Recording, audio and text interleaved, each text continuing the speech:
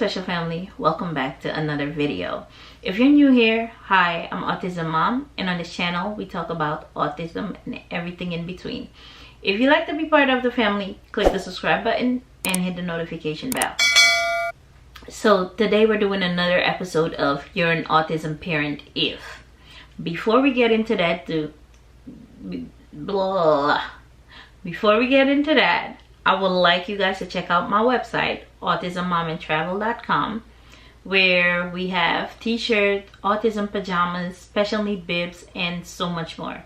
But the new thing that we've added is the My Olori baby line, and the owner and I sew these baby outfits by hand, but we're mainly focused on African print. So we make these baby clothes with African print and regular print, but mostly African print. And every time I make a video now, I'm just going to add the outfit of the day that's on the website. And today's outfit of the day is this beautiful denim bloomers with a matching onesie, and you can choose between 5 different options that you want on the onesie to go with it. We also have headbands and matching bucket hats to go with it. We also have them for boys. We didn't leave the boys out. These are the Zane shorts with the matching onesie. You can choose to add a hat to it and make it a complete outfit. There are gift sets in there that you could choose from, or get the items by themselves. So that was the outfit for the day. It's available on AutismMomRJ.com if you're in the US and neighboring countries. If you're in Europe, visit myolori.com for faster and cheaper shipping. And let's get into today's video. Oh, I'm so tongue-tied today. Okay, on this episode of You're an Autism Parent If, we will start with you're an autism parent if you are surrounded by people but still feel very alone. When you get the autism diagnosis, it's like a lot of things happen, and judgment, or let's say judgment, is one of the things that will happen. And to avoid people giving you weird stares or judging you, you tend to keep to yourself, and you tend to think that nobody understands what you're going through.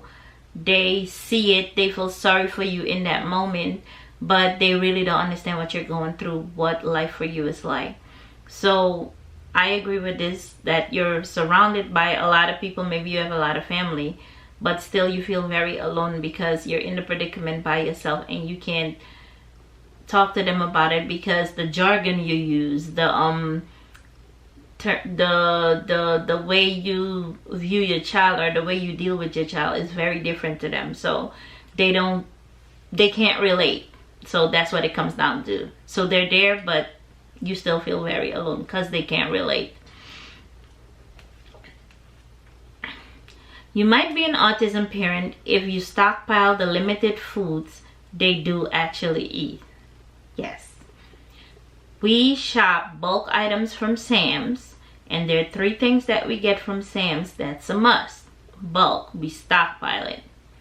Chicken nuggets, cold fish, Oreos. That has to come from the bulk section. I just can't, because they go so fast. It doesn't make sense to buy them in the supermarket. So I definitely stockpile those 3 things. You might be an autism parent if your house is full of any kind of ripped off paper on the floor. Yes, I made a video where I showed you guys where Ramsey was just sitting there on the floor ripping up paper. That is definitely a thing. And now your internet nephew is addicted to strings. Since I'm sewing, I have to watch my machines like a hawk, because he'll go to the machine, especially the serger is like a magnet to him. And we all know, people that sew at least, how long it takes to thread a serger. And then that serger takes 4 different threads. This is a picture of a serger. This is what a serger looks like. And I have to sit there and thread it. And he'll just run with the ball of thread, even worse.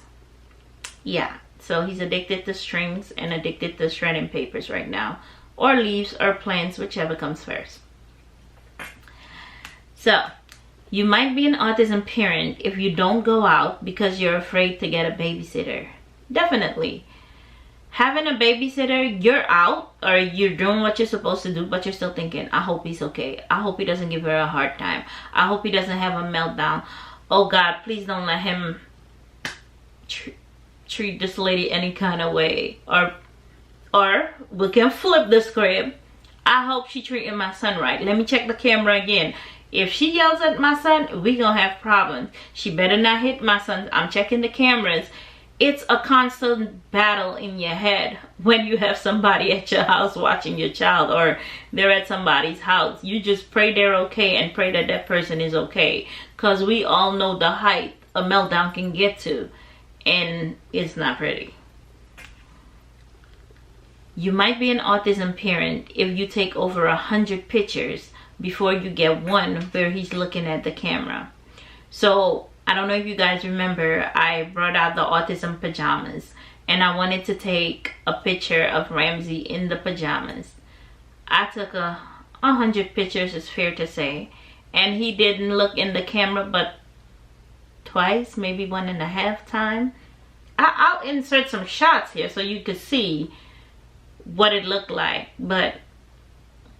and these are the best ones I got. I mean, the boy was laying on the floor. Yeah. You might be an autism parent if you are ready to bolt and drop everything to chase your child from not running in front of cars. So this is a very true statement, but what I've learned from this is Ramsey's a runner. He still is, even though he's 10, he's a runner. If you have a child that's a runner, you can go to motor vehicle and get a handicap parking pass. Your pediatrician has to fill it out. You're gonna need it, because when you get that child out of the car at the supermarket, if I don't hold his hand, he'll take off running, just like he does in the aisles in the supermarket. Even in the parking lot at home, he comes out of the car, he wants to take off running.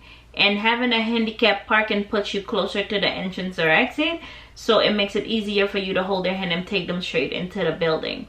But he's definitely a runner, and he's been close, let's say that, to getting hit.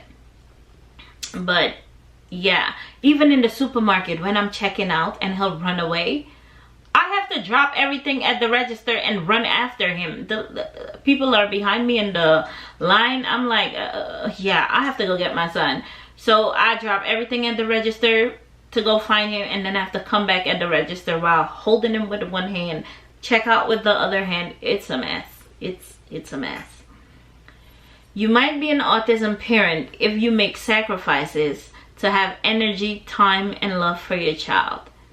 Definitely. Especially the major sacrifice for me is sleep.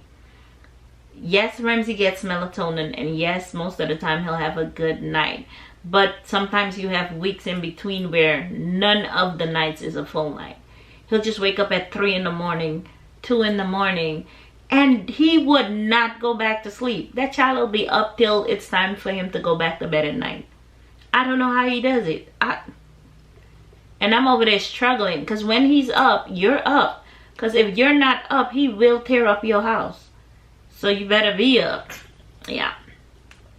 You might be an autism parent if you have no problem watching the same thing over and over, whether it's a cartoon, TV show, or something he likes on YouTube. True. At first we had Dora and Diego. I know every episode of every season of Dora and Diego. I'm dead honest with you. I know every episode. Now we're on Blippi and what's that little boy with all these toys? What's his name? There's Ryan. Oh God, Ryan. Oh Jesus. Between Ryan and Blippi, I don't know which one is worse, but I have to watch them. And now we're into Moana, which is my favorite cartoon right now. Moana, yes. So Ramsey's into Moana right now. Ryan, Blippi. So we're rotating between those three.